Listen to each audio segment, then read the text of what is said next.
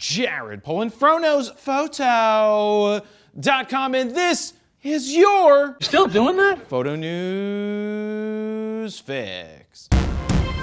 This fix is brought to you once again by Squarespace. I've been using Squarespace for over 10 years for JaredPolin.com, and just 2 months ago, I built out 2 new websites using Squarespace. One is fundaphotographer.com, and the other is BerniePhotobook.com. And guess what? I didn't even need to know coding, because I'll never know coding, but I got the sites up, I did it all by myself, and it was really easy to do. So if you're looking to build your very own online portfolio, head on over to squarespace.com/FroKnowsPhoto to get a 14-day free trial. If you decide it's for you, use the code FroKnowsPhoto at checkout to get 10% off your first order. This week we have 2 photo news stories for you. 1, 2. Usually we do 3. He always picks 3. But we didn't want to put filler in there. We just wanted to use the good stuff. Baby.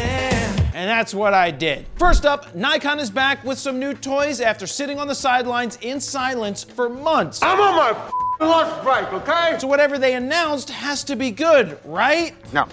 Phone call. Hello? Oh, it's Madeline K with Nikon PR. Oh, you'd like to pay me in Dogecoin instead of actual money?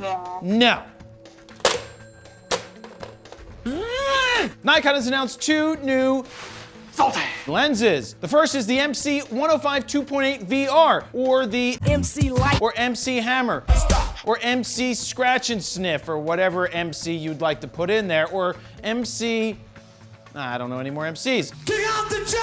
Which is replacing the 15-year-old 105 2.8 VR for F-mount, which served me well over the years. The newly designed 105 should be a staple of any professional photographer's bag who so happens to still be shooting with Nikon. Because obviously you don't want this lens if you're not shooting Nikon. Duh. Like me, I'm not shooting Nikon, so I'm not buying this lens right now. If I was, I would add this lens to my bag. This macro lens should give you fantastic edge-to-edge sharpness, but also double as a nice portrait lens, though I still would take a 105 1.4Z for portraits if that lens was ever to come to reality. That could take years. So what does it cost? $999, which isn't bad at all considering the F-mount version is still selling for $899. Now this is a must-own lens if you are a working professional. Now you may not reach for this lens a ton, but when you need macro, this lens is going to be perfect to have in your bag. Now why do I say pros to have in their bag? Because most people don't need this type of lens until they already own the staple 14 to 24, 24 to 70, 70 to 200, or at least one prime lens. And the second lens they announced is the MC50 2.8. Man, I love that rapper. He's so good right now. He's so hot in the streets. What are you even talking about? Now, I'm not sure there's much of a need for a 52.8 macro, because personally, I would save up the money to get the 105, but the 50 does offer you something that the 105 cannot, and that's the ability to work with the Nikon ES2 adapter for copying your slides. Now, I purchased the F-mount Nikon 60mm micro specifically for adapting it with the F to Z adapter to the Nikon Z7 for copying my slides. Now, if you think the 50 micro is for you, it will set you back $650 when it is released. Or if you need a 50 and don't want macro, grab the 50 1.8Z for $150 less. That means $500 or 2 million Canadian dollars. Nobody takes us Canadians seriously!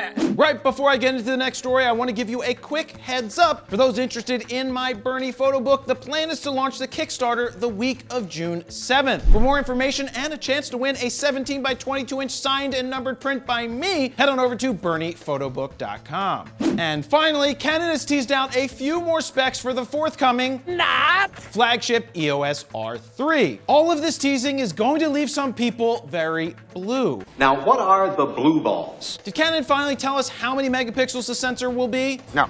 Did they tell us the release date? No. Did they tell us the price? No. So what did they tell us? Nothing! Absolutely Nothing! It's been 2 months since they gave us the first teaser for the R3, and in case you forgot, here's a quick recap of what they told us. The R3 is not the flagship and falls between the R5 and 1DX Mark III. It will have a stacked BSI sensor full frame capable of shooting up to 30 frames per second with the electronic shutter and full AF. It will have improved dual pixel AF, add eye control, and have a built-in grip. Now after the second teaser, here is what we know, starting with the photo of the the back of the camera. And no, this is not a leak, and this is not breaking news. This is official from Canon. As you can see, it has a similar button layout as the 1DX Mark III, except it adds a new command dial on the right top side, as well as the back of the camera where the vertical grip is. So basically, you can now use a thumb dial, unlike the 1DX Mark III. That is a good addition. It has a vari-angle touchscreen, which I think is fine for video, but if this is a photo-centric camera, I personally think that it's a waste. The eye cup is super giant. There's a smart controller and joystick. New hot shoe capable of sending and receiving data. Will have IBIS up to 8 stops when paired with an RF lens with IS. Can shoot at 30 frames per second raw, but they didn't tell us if it's compressed or uncompressed or tell us anything about the sensor size. There's dual card slots, but they are not the same. There's a CF Express slot and an SD card slot, which in my experience is going to hinder your write speeds when shooting redundant photos to both cards. In terms of video, they told us it will shoot oversampled 4K, have C-Log, internal RAW, have full AF, but they did not mention 8K at all, which is probably good because it doesn't have a fan. What if it overheats? Wah. It's going to use the 1DX Mark III's battery, offer the ability to use flash with the electronic shutter like the Sony A1,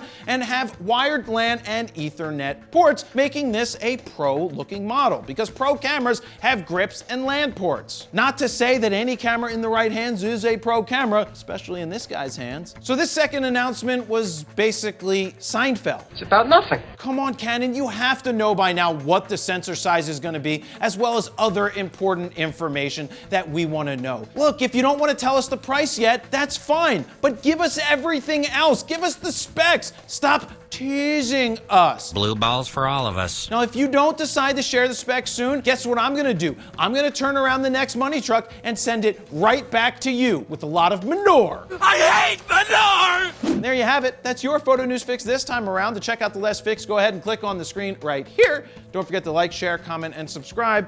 And that's where I'm gonna leave it. Jared Polin, FroKnowsPhoto.com. See ya.